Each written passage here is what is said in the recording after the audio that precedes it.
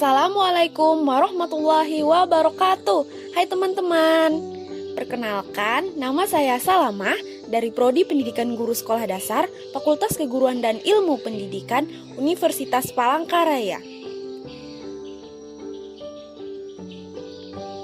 Nah teman-teman, pada video pembelajaran kali ini kita akan membahas tentang pengujian hipotesis data deskriptif. Nah teman-teman, sebelum kita ke pokok pembahasan, apakah teman-teman tahu apa yang dimaksud dengan hipotesis deskriptif? Nah, hipotesis deskriptif itu sendiri adalah serangkaian pernyataan tentang keberadaan, ukuran, bentuk, atau persebaran distribusi suatu variabel yang dianggap sebagai jawaban sementara dari suatu permasalahan yang sifatnya deskriptif, yaitu yang memiliki hubungan dengan satu variabel tunggal atau variabel mandiri. Terdapat beberapa macam teknik statistik yang digunakan untuk menguji hipotesis deskriptif. Dapat dilihat pada tabel menggambarkan teknik statistik yang dipakai sesuai dengan jenis data yang diperoleh. Yang pertama, jenis data nominal. Bentuk hipotesa deskriptifnya yaitu binominal dan X kuadrat one sample. Yang kedua, ordinal. Bentuk hipotesa deskriptifnya yaitu round test. Sedangkan yang ketiga, data interval atau rasio. Bentuk hipotesa deskriptifnya yaitu t-test. Nah teman-teman, kali ini kita akan menggunakan data interval atau rasio sesuai tabel statistik pragmatis yang dapat digunakan untuk menguji hipotesis deskriptif apabila data yang digunakan yaitu interval atau rasio adalah menggunakan t-test sampel. Nah, terdapat dua macam pengujian hipotesis deskriptif t-test, yaitu dengan uji dua pihak atau two-tailed test dan uji satu pihak atau one-tailed test. Nah, dalam uji satu pihak ada dua macam, yaitu uji pihak kiri dan uji pihak kanan. Jenis uji mana yang akan digunakan dalam pengujian hipotesis deskriptif tergantung pada bunyi kalimat hipotesisnya, yaitu yang pertama, uji dua pihak. Digunakan apabila hipotesis 0HO berbunyi sama dengan dan hipotesis alternatif H1 berbunyi tidak sama dengan. Yang kedua, uji pihak kiri. Digunakan apabila hipotesis 0HO berbunyi lebih besar dari atau sama dengan dan hipotesis alternatif H1 berbunyi lebih kecil. Yang ketiga, uji pihak kanan. Digunakan apabila hipotesis 0HO berbunyi lebih kecil dari atau sama dengan dan hipotesis alternatifnya atau H1 berbunyi lebih besar. Nah teman-teman, kali ini kita hanya membahas tentang uji dua pihak atau two-tailed test. Dalam pengujian hipotesis yang menggunakan uji dua pihak ini berlaku ketentuan bahwa bila harga T hitung berada dalam daerah penerimaan HO atau terletak di antara harga tabel, maka HO diterima dan H1 ditolak. Dengan demikian, apabila harga T hitung kurang dari atau sama dengan harga tabel, maka HO diterima dan harga T hitung merupakan harga mutlak.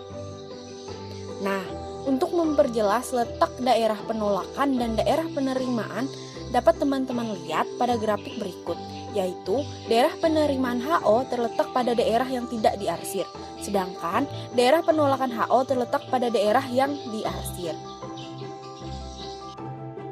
Teman-teman, sekarang kita akan membahas soal yang berkaitan dengan uji dua pihak atau two-tailed test. Nah, bunyi soal tersebut adalah perusahaan makanan cepat saji PT Mandiri Jaya mengeluarkan laporan bahwa rata-rata produksinya meningkat 30% dibandingkan tahun sebelumnya.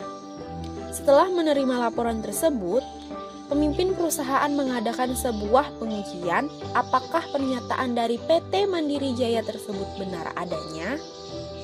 Kemudian, sebagai alat penguji, diambil sampel penelitian sebanyak 60 dan diperoleh rata-rata produksinya ternyata 25% dengan standar deviasi 10%. Nah, hitunglah apakah pernyataan dari peningkatan produksi dari PT Mandiri Jaya tersebut benar adanya apabila menggunakan taraf nyata sebesar 5%.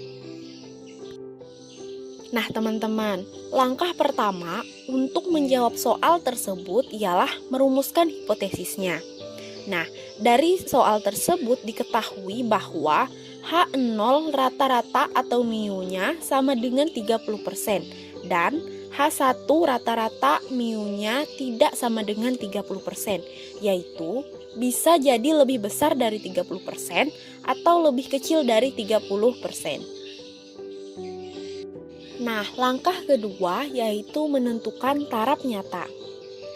Nah, dari soal tersebut dapat diketahui taraf nyata atau alfanya sama dengan 5% atau dapat kita tulis dengan 0,05.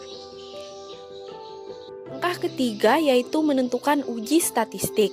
Menggunakan rumus Z hitung sama dengan X bar dikurang mu dibagi S dibagi akar N.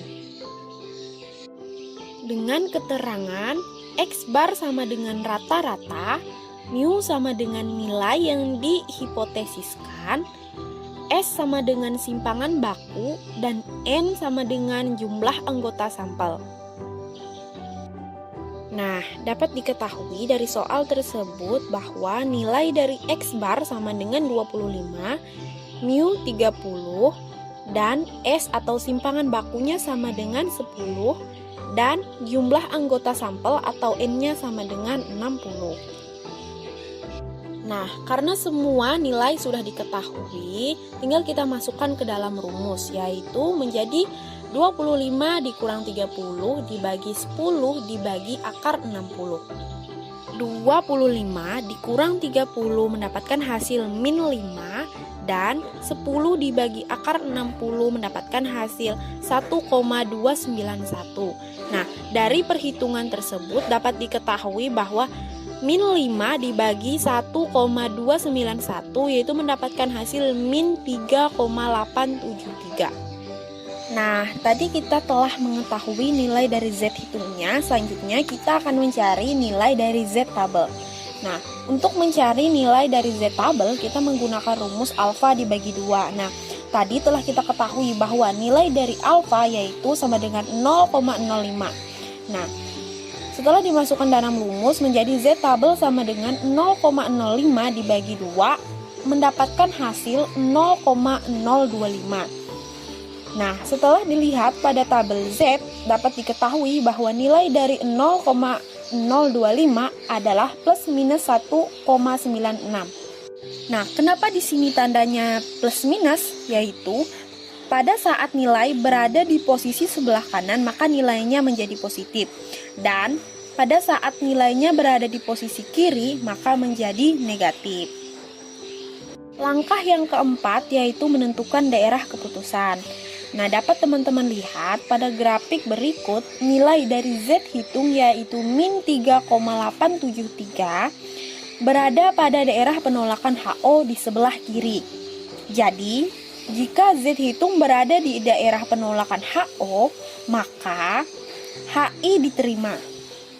Langkah yang kelima yaitu mengambil keputusan. Nilai dari uji Z min 3,873 ternyata berada pada daerah penolakan HO, tetapi menerima H1. Oleh sebab itu, dapat disimpulkan bahwa uji hipotesis di atas adalah menerima H1 dan menolak HO, sehingga pernyataan bahwa rata-rata produksi PT Jaya Mandiri mengalami peningkatan tidak sama dengan 30%. Nah, untuk perkiraan jumlahnya, apakah lebih besar atau lebih kecil dari 30% dapat kita lihat dari nilai rata-rata produksinya. Setelah dilakukan penelitian tadi, apakah lebih besar atau lebih kecil dari 30%? Teman-teman, mungkin begitu saja penyampaian materi tentang pengujian hipotesis deskriptif yang dapat saya sampaikan. Kurang dan lebihnya saya mohon maaf. Wassalamualaikum warahmatullahi wabarakatuh.